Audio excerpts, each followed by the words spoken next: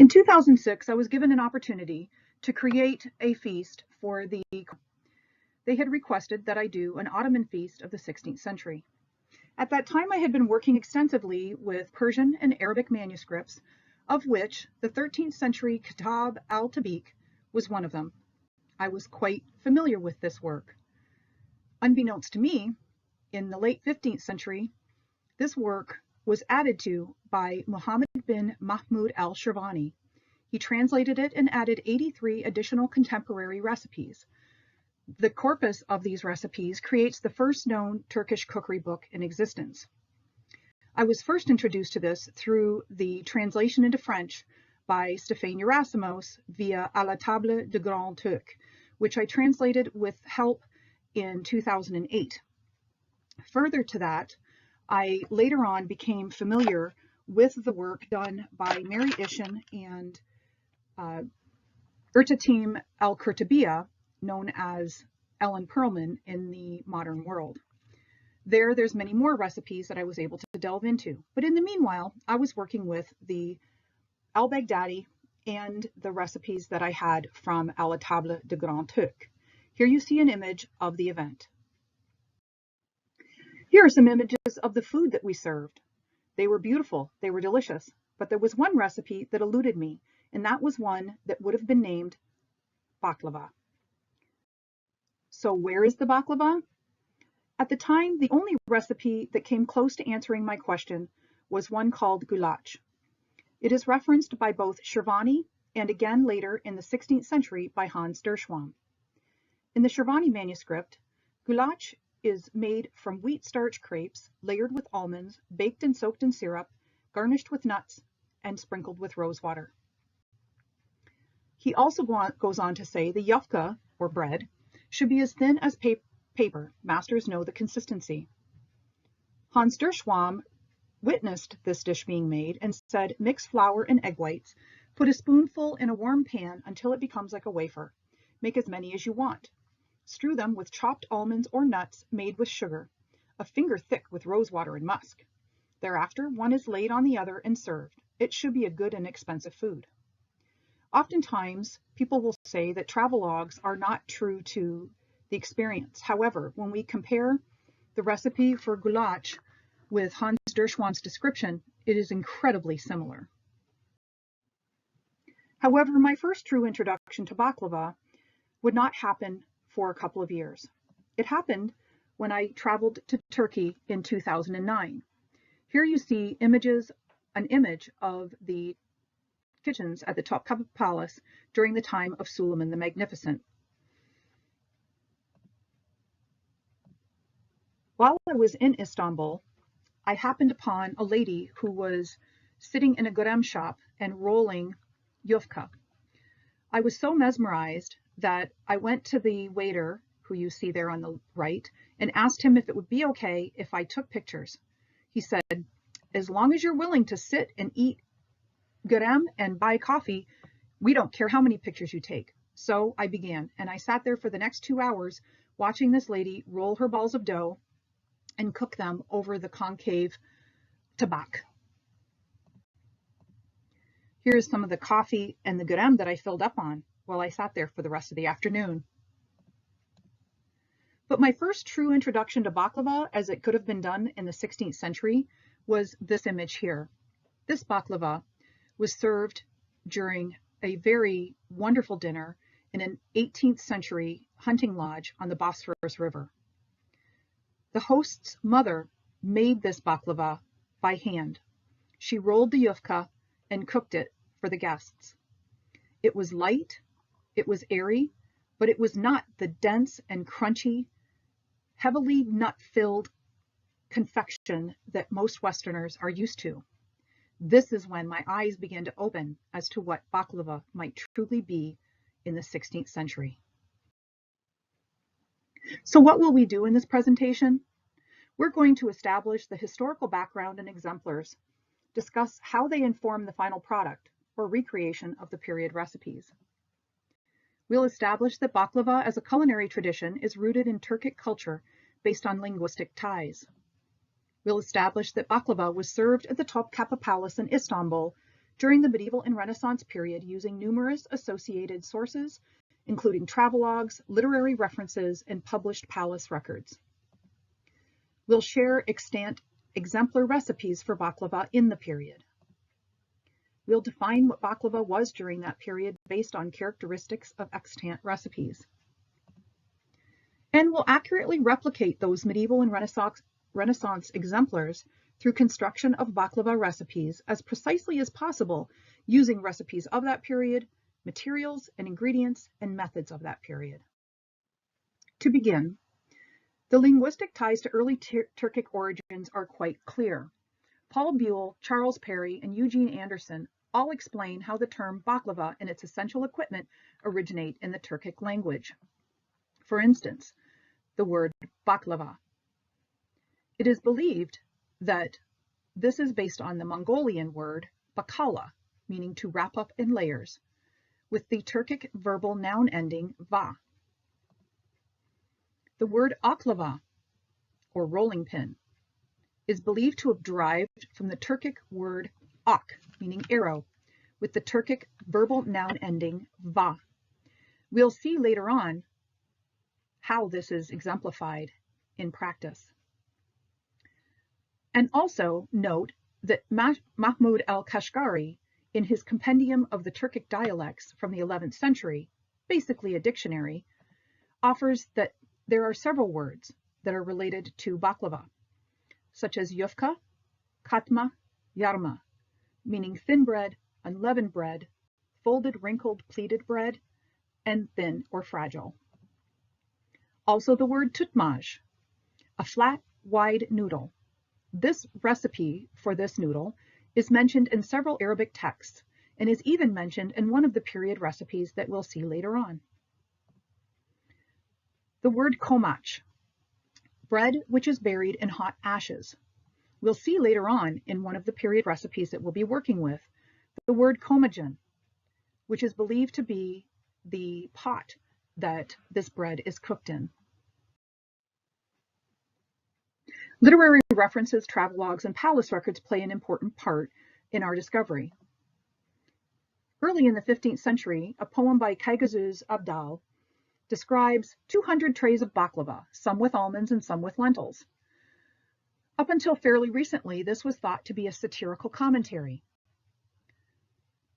Note that Kaygazuz was from the Principality of Karaman. This will be important when we get to the recipe redaction and recipes presented. In 1421 to 1451, Shirvani offers a recipe for goulash, where it is described that the yufka should be as thin as paper. Masters know the consistency. In 1433, Bertrandon de la Braquier describes the Turkoman women making yufka in Antakya. This is very important to show how the construction was made in period. In 1473, baklava listed in the Topkapı Palace records as being made in the royal kitchens during the month of Shaban. However, there is no recipe. In 1503, walnuts are purchased for making royal baklava. In the 16th century, Hans Derschwam provides a description of goulash as he saw it being made. In 1481 to 1512, at the Imaret of Sultan Bayezid II, baklava is made with saffron. An imaret, for those of you who are not familiar with the word, is basically a soup kitchen. That is quite a soup kitchen to be serving saffron baklava. In 1520 to 1800, there is a ceremony called the Baklava Alai, or celebration, on the 15th day of Ramadan. Legend has it that the janissaries were paid by the Sultan with trays of baklava, 1 tray for every 10 janissaries. However, there is much questioning about this particular practice, as it has been attributed to Suleiman the Magnificent. In a conversation with Mary Ishin, she and I discussed how this may or may not have truly been the case, since we have nothing to show that the alai was done prior to the 18th century. It may actually be that there has been a conflagration of the ulefe, which is the payment for janissaries every 3 months, and the baklava celebration on the 15th day of Ramadan. It appears that they may have coincided in the early 18th century, and as such, a special request was made to have this done together.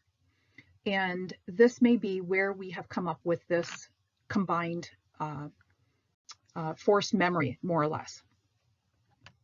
Much more research is needed, and really not appropriate to our recipe redaction, but it certainly is part of the culture.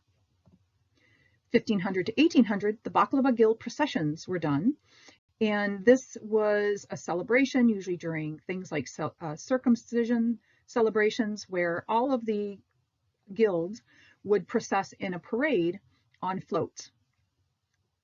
There are many, many images. However, they are also not really available for publication, so I could not find the Baklava Guild and thought I would just save the trouble.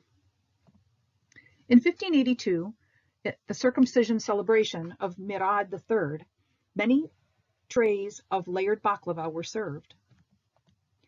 And in 1604 to 1607, Ottaviano Ban, the Venetian ambassador to Turkey, describes the Sultan as finishing his meal and having well fed closes up his stomach with a baklava or some such thing. And as for sugar, there is spent an unspeakable deal of it in the making of sherbets and baklava. So how do you define baklava in the medieval and Renaissance period? It's based on how it's made. Baklava uses the ultra-thin bread dough as the basis, and it is identified as yufka, rakak, or lavash. It is made with or without fat. This may be oil, clarified butter, milk, or an egg or combination thereof, water, and salt. It utilizes a high gluten content flour to achieve the action needed. It is constructed using an baklava or identified thin pin. It may be pre-baked or raw dough. It is basted with oil, clarified butter, fried or baked. It is layered, folded, rolled, twisted, or it may even be flat. It is filled with nuts, legumes, dairy, or fruit. It can also be unfilled. It is soaked in syrup or honey or both. It is always finished with a perfuming of some sort, whether that be rose water, orange flower water, musk, or a combination thereof. And I have one last observation. Goulash may or may not qualify as a baklava if we are considering that it is using or not using the oklava. Since goulash is made as a pancake, I'm very torn about this idea, but for now, I'm going to leave it in as part of the corpus. So here I want to talk about a travelogue that very clearly describes the process of making yufka. In 1433, Bertrand de Le Bracquier traveled from Palestine back to France. And through that process, when he was in Antakya, medievally known as Antioch, he witnessed a group of women making yufka. I will read his description as I play the video. It was here I saw women make those thin cakes I spoke of. This is their manner of making them. They have a small round table, very smooth, on which they throw some flour and mix it with water to a paste, softer than that for bread. This paste they divide into round pieces, which they flatten as much as possible with a wooden roller of a smaller diameter than an egg, until they make them as thin as I have mentioned. During this operation, they have a convex plate of iron placed on a tripod, heated by a gentle fire underneath, on which they spread the cake and instantly turn it, so that they make 2 of their cakes sooner than a wafer man can make 1 wafer. So in this video, you're seeing women in Cappadocia, which is in central Turkey, rolling and baking yufka over a convex plate over fire. The question I always have is how many decades or possibly centuries have they been doing this exact same thing in this exact same spot?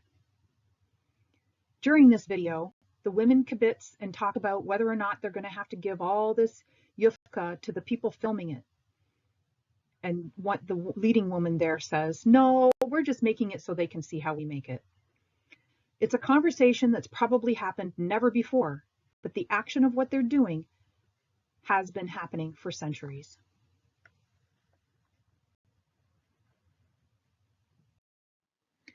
So let's talk about the equipment used. The equipment and materials used are as accurate as possible for the piece era. Equipment descriptions for preparing ultra-thin bread, known as replication, yufka, or lavash, have been found as early as the 10th century. In the 10th century, the Kitab al-Tabiq, also known as the Al-Waraq, provides us with two references. The first is two rolling pins, a small one for regular bread, ragif, and a big one, my word, long, for large thin breads, rakak or yufka. The best rolling pins are made from jujube wood because they are smooth and free of splinters. Below you see an image of a baklava that I made in comparison to a French rolling pin. My baklava is quite short, and the purpose of that is so that it could fit into my suitcase when I traveled, because I made them and brought them to Atlantia one year so that I could roll yufka. My rolling pin will be made of maple because that is the closest wood that I could find in dowel form, and it's very easy to make. Simply cut to the length desired, sand it down well, curve off the edges so that there's nothing sharp, and I decorated mine with some pyrography using a wood burning tool. Here is the size of the ball of dough that we'll be rolling out later. The other piece of equipment mentioned in the 10th century is an iron tabak. This is a large flat pan for baking the thin sheets of dough for lausanage, which is an almond confection of ultra-thin dough rolled or battered filled with almonds and fried. Next is a komajan. It is suspected to be a tin-lined copper pan used to cook baklava over live coals, and other things, obviously. Here you see an image from the Topkapi Palace of what I believe is possibly a komajan, a bread baking oven.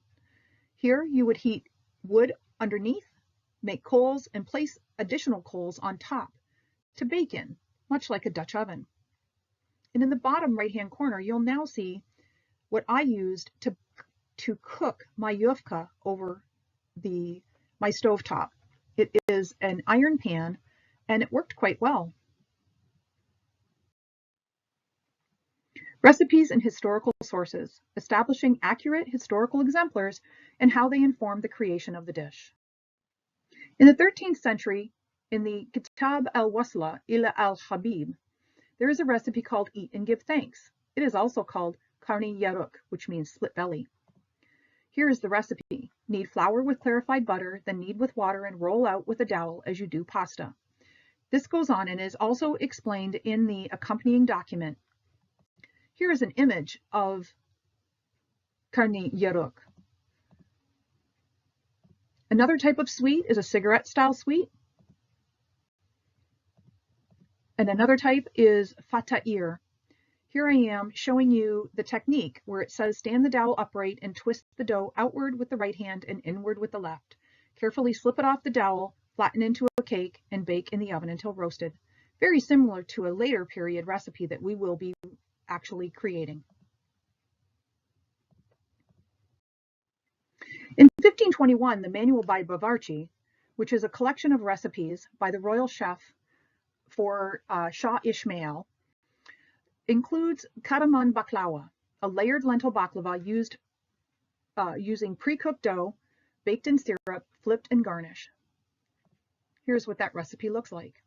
I note here in yellow, if wanted, because this is something that repeatedly becomes a question as to whether or not you were to pre-bake the bread or if you could compose the baklava with raw dough and bake it that way. In this recipe, they clearly tell you the amounts to use and to make your bread for the size of the komajan that you're using. They tell you to layer all of the bread in lentils and pour oil over it and add water to honey for your syrup, and then sprinkle shelled almonds, shelled pistachios, sugar, and ground musk on top of it. and sprinkle some rose water too. Very common. Here is an image of that recipe created.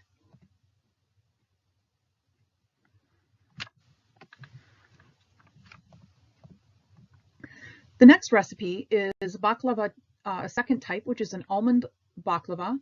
The third is another lentil baklava, very similar in construction to Eat and Give Thanks. A plain baklava, which are sliced strips of dough. Katlama, which is layered, possibly rolled in sliced sheets of dough using maida flour and a pizza tossing method, baked and fried and drenched in honey and rose water. Chalpak, the final recipe in this collection that is related to baklava, is a single sheet of loose maida dough fried in hot oil and sprinkled with honey. And here are those recipes.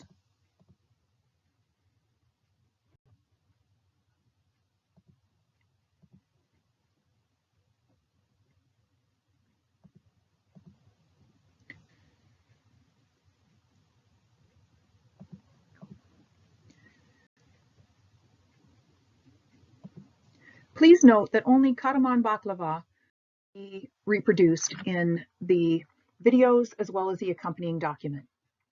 In 1594, in the Madatolhayat, the Substance of Life, Chef Nurollah produces 5 recipes for us.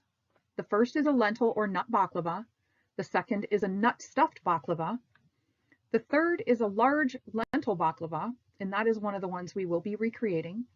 The fourth is called Bazilmaj baklava, described as lakshak pastry, a thin, square pastry browned in oil simmered in syrup, musk, rosewater with pistachio nuts. Again, kind of similar to the Eat and Give Thanks recipe. Finally, the last recipes are for barak or chalokme or sambusak, which is a meat stuffed pastry. Here are the recipes.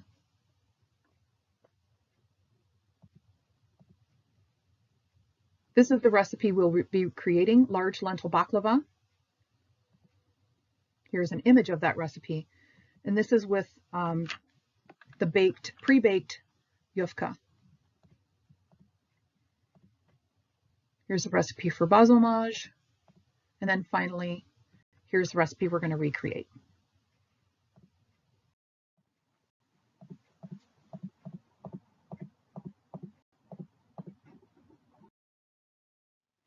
The visual recipe recreation will accurately replicate medieval and Renaissance exemplars through construction of baklava recipes as precisely as possible using recipes, materials, ingredients, and methods of that period. For full redactions and documentation, see accompanying document. In this video, I am recreating the yufka based on the recipe in the accompanying document. We start with 1.5 pounds of strong flour.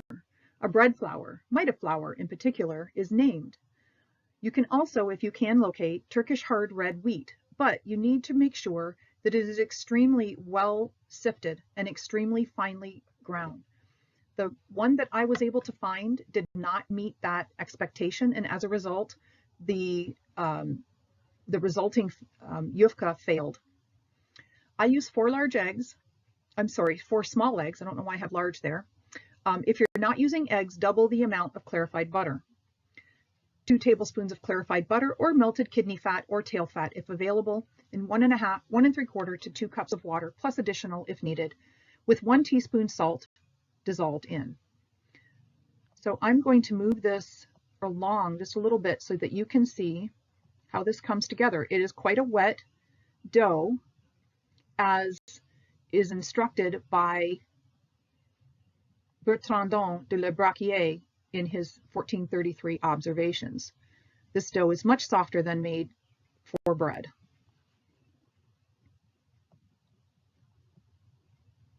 Even at the end, after rolling, you can see how sticky it is. It is extremely soft. I liken it to touching it and comparing it to the lobe of your ear. At the end, I'll do a little bit of poking in it so that you can see how soft it is.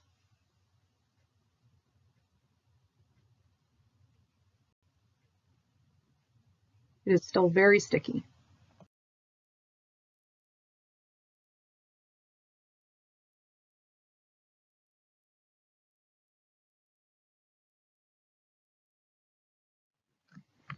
Now we move to the first recipe, which is karnıyarık, the 13th century earliest proto-baklava.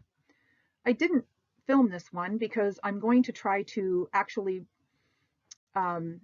do this live at the Penzik A&S. But this is essentially yufka that is folded over twice, cut into 4-inch pieces, fried in sesame oil, dredged in syrup, and garnished with minced pistachio and rosewater. Here is my son trying karnıyarık for the first time. Here is his reaction. And here is why they call it split belly.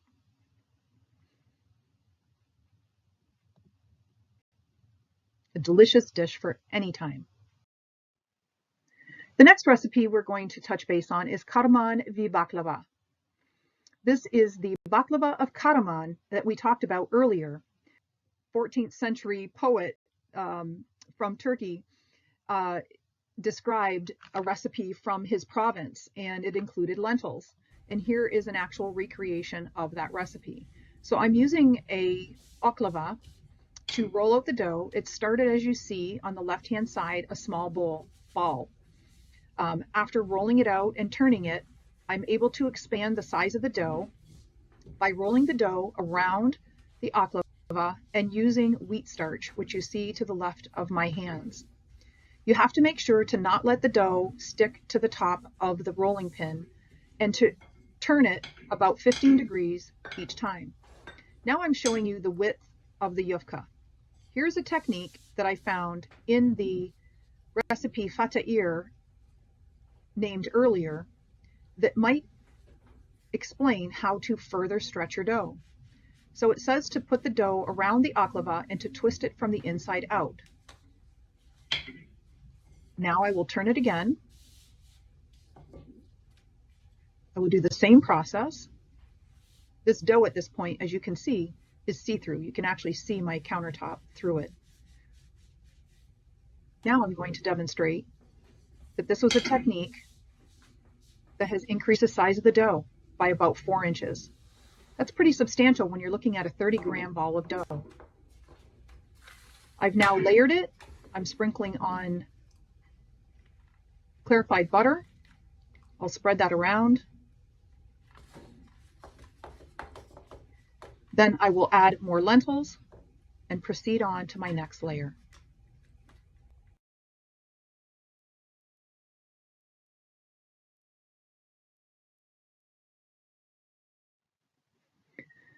The second option for creating baklava v Karaman is to use pre-baked yufka. This requires much more equipment. As you can see in the top left-hand corner, I'm using my version of a tabak. But it can be made from yufka made well in advance.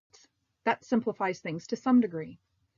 You layer the cooked yufka with the lentils.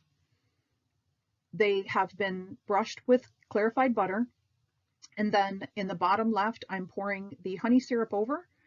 And then you see on the bottom right, the 2 pans that are the same size. I will cover the second pan with the lid and bake this and then be able to flip it. This is almost verbatim the period recipe. Finally, baklava-i ajami. This recipe is for Persian baklava. This is a baklava where the yufka is rolled out, it is brushed with clarified butter, and then it is sprinkled with almonds. It is then going to be rolled around the baklava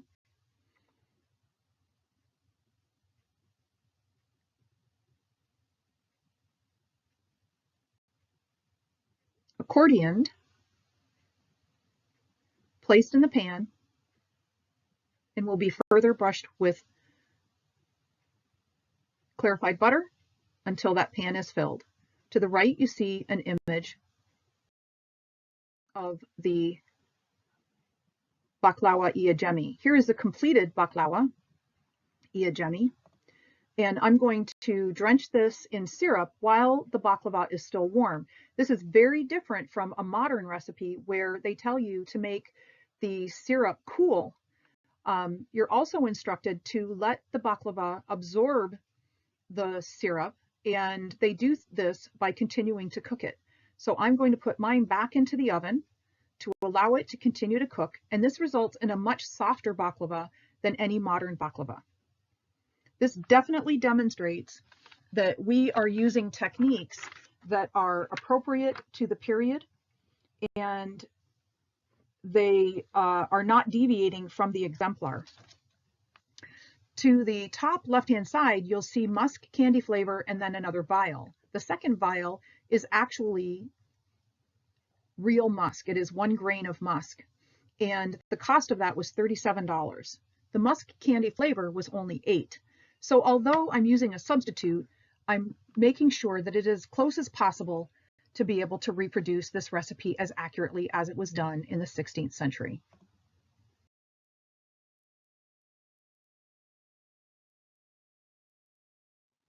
So how do we deepen the experience? I'd further like to replicate the cooking methods as done in period over live fire. So here are some ideas. Creating a komagen. Could I use a Dutch oven over a fire, much like the image to the right at the Topkapi Palace? Could I use a cob oven, a wall or in-ground oven, as you see here? Or can I use a tabak and live coals? It is my hope that going forward, I will be able to reproduce this, have a video for you, and be able to come back to the table with a new level of experience and depth. I appreciate your staying with me and following me through this presentation.